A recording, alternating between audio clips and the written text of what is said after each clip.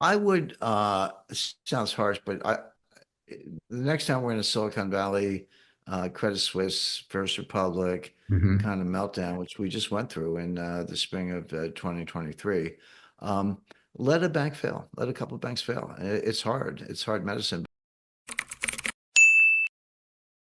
There was a big splash in late 22 when they in 2022 when they came out with GPT-4. This is from Open Right. AI. They produced that particular chat feature, a particular app, which is what it is.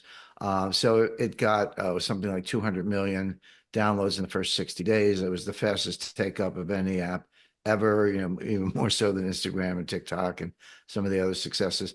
So it was red hot. People were talking about, but it was a lot to absorb. And I knew a lot about it. I've been working on AI models since the early 2000s, around 2003.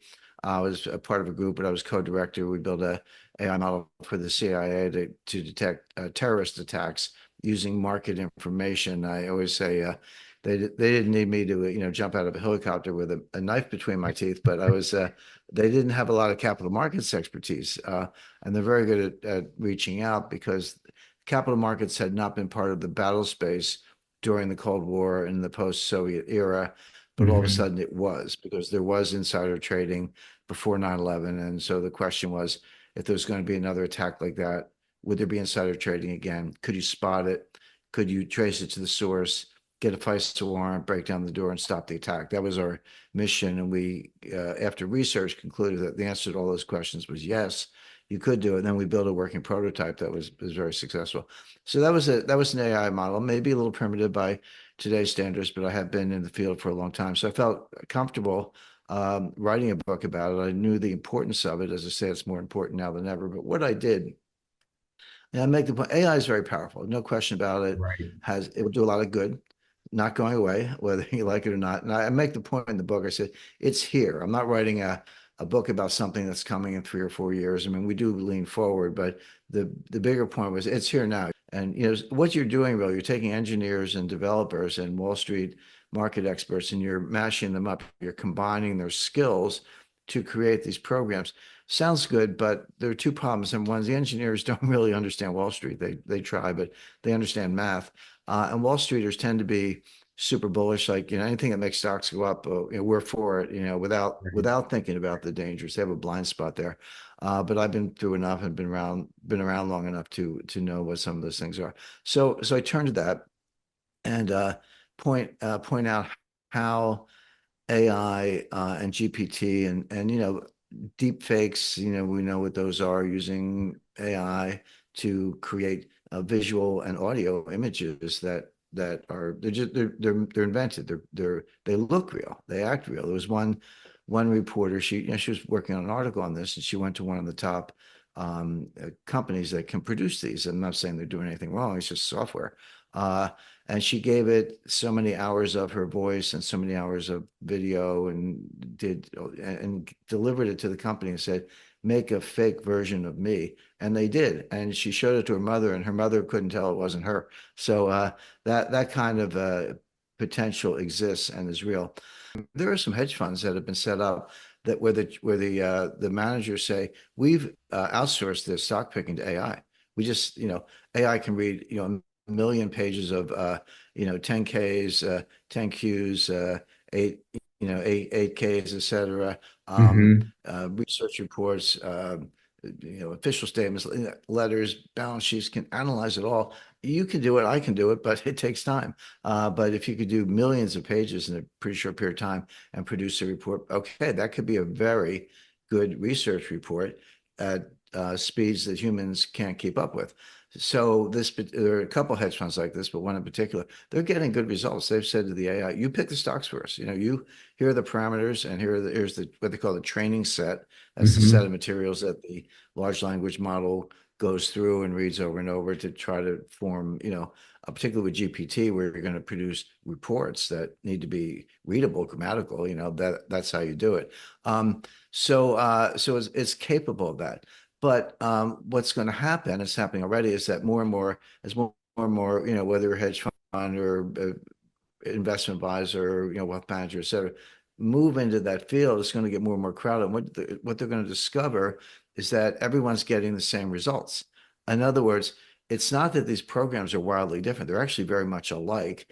You may have a different, you or any other manager may have a different investment approach. We're looking at a particular, we're a tech fund or we're a bio fund, whatever. But so you'll limit your parameters that way, but the results are going to be very much the same. So there's going to be a lot of crowding in these spaces. And one of the things I do is in chapter one, I describe a market meltdown, but it's not. I mean, we've seen them. Right. March 2020, the stock market fell 30% in 30 days. It wasn't the biggest crash in history, but it was the fastest crash of that magnitude in history.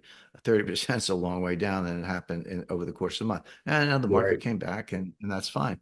But what do people do in those situations? And this is where the outsourcing to the AI is problematic. So the market starts to go down, and then some people watch it, and some people get out of this, like, oh, it's going to come back, it's going to come back. We have all these cognitive biases and human fallacies. Well, sometimes it doesn't come back, at least not anytime soon. What it means is a strategy that's good for an individual may be catastrophic if done at a large scale. Now, you know how hard it is to make money, but it's even worse when you lose money. Part of Right. making money is hanging on to it and not losing it. That's So right. in a panic, yeah, people will sell and go to cash. Again, a good individual strategy, not the only one, but a good one. But it's catastrophic at large scale because what happens if everybody's selling? If you have all sellers, no buyers, markets go straight down. They blow through the circuit breakers and they'll actually close the markets. It's not just a 15-minute timeout for a circuit breaker. No, it's worse than that. It keeps going. They reopen, closes again, reopen, closes again, close for the day, maybe can't open the next day. And markets are actually closed for a period of time, which, by Mhm. the way, it doesn't mean your property is gone. What it means is that your liquid stocks that you thought you could sell and take a distribution in your 401k or whatever are private equity. When you close markets, you convert liquid stocks into private equity. And by the way, the circuit breakers that I described, they're fairly recent vintage. They came in after the 1987. Remember, Right. in October 19th, 1987, Monday. stock market fell 21% in one day. One day, not Yeah. so that by today's standards, on the Dow, that would be 8,000 Dow points in one day. Not 800, 8,000. That's what happened. So they looked for solutions, and there was, I wouldn't exactly call it AI, but there was a primitive form of automated trading behind that, having to do with options and how you hedge options and so forth. I recommend putting some of your assets, not all, but a slice of your assets into non-digital assets, things that are not going to be affected by computers, that are not going to be caught up in a cascade, not subject to the kind of dangers we've been talking about. And we know what they are. It's gold, silver, fine art, land, natural resources. There are a set of things that have value that tend to perform very well over time. But the key thing is they can't be suspended by a stock exchange rule book. They're non-digital, and if you have them in a safe place, they'll see you through. When it comes to capital markets, same thing. I mean, the problem with capital market, it's already in the decision-making chain. Right. It's there and there. So that doesn't, a market meltdown of the kind I described does not mean the end of the world. It does not mean the end of human life on Earth, but it might mean the end of your portfolio if you get caught up in it. And there are, again, things like cybernetics, which I talk about and I describe, just being aware of the dangers and also diversifying your portfolio in such a way that if it happens, you're going to come out okay. It doesn't mean you don't, take a little bit of a beating on a stock market portfolio, but and I'm not saying don't have stocks, of course we do, but have these other assets that will weather the storm. I would, sounds harsh, but the next time we're in a Silicon Valley, Credit Suisse, First Republic Hmm. kind of meltdown, which we just went through in the spring of 2023, um, let a bank fail, let a couple of banks fail. It's hard. It's hard medicine, but that will that will teach people. And by the way, we have FDIC insurance, a $250,000 account, but there were Silicon Valley Bank, Yes. 93% of the accounts were uninsured. This was not mom and pop $200,000 CDs. These were multi-billion dollar accounts, some of which came from crypto exchanges, which had dollars and put them in the bank. A lot of Silicon Valley startups with $10 million accounts and so forth.